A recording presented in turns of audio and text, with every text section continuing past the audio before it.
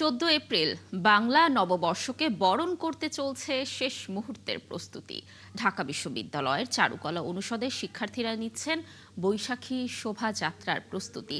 শেষ মুহূর্তে তুলির আঁচড়ে রঙিন হয়ে উঠছে শোভাযাত্রার মোটিফগুলো। চারুকলায় রয়েছেন আমাদের সহকর্মী ফারহানা ন্যান্সি, বাকি তথ্য জানাবেন তিনি।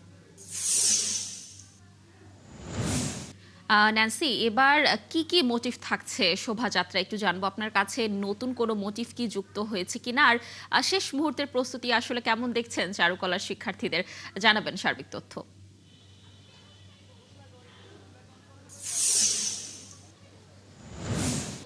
লাবণী, এখন কিন্তু চৈতালি হাওয়াতে নতুন বছরের যে আগমনী সুর, সেই আগমনী সুর বইছে এবং একই সাথে 1433 বরণে কিন্তু অপেক্ষা করছে এবং প্রস্তুত গোটা বাঙালি জাতি।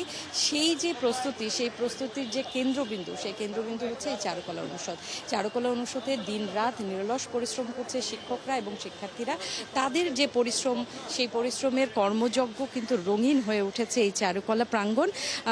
তারা বরাবরই দেখা যায় যে প্রতি বছরের মতো পয়লা বৈশাখের সবচেয়ে বড় যে আকর্ষণ বৈশাখী শোভাযাত্রা, সেই শোভাযাত্রার প্রস্তুতিতে একটা উচ্ছ্বাসময় ক্যানভাস হয়ে উঠেছে চারুকলা এবং এবারও কিন্তু ব্যতিক্রম নয়। এবারও দেখা যাচ্ছে চারুকলা জুড়ে যেই আয়োজন চলছে, সেখানে বাঁশ কাঠ দিয়ে তৈরি হচ্ছে বিশাল বিশাল কাঠামো, আঁকা হচ্ছে নকশা, রঙের প্রাচুর্য দেয়া হচ্ছে, রঙে রঙে একেবারে মুখরিত হয়ে আছে চারুকলা প্রাঙ্গণ। Lily ultra soft serum gel, যা গভীর থেকে স্কিনে দেয় 3 গুণ সিরাম হাইড্রেশন। সিরাম জেল হাইড্রেশনে ব্রাইট থাকো সব সিজনে।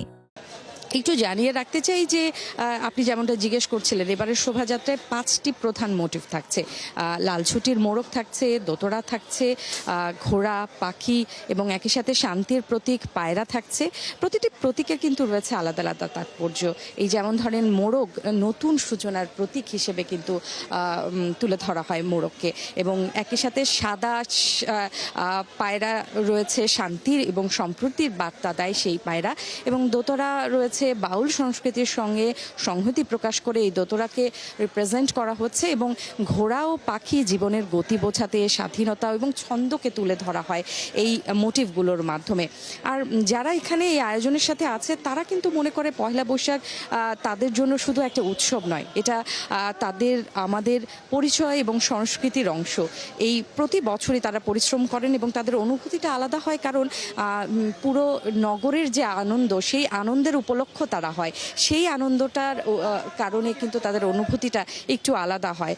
পয়লা বৈশাখের এই শোভাযাত্রা এখন কেবল উৎসব নয়, এটা বাংলাদেশের সাংস্কৃতিক পরিচয়ের প্রতীক। ইউনেস্কো এটাকে বিশ্ব ঐতিহ্যের অংশ হিসেবে স্বীকৃতি দিয়েছে।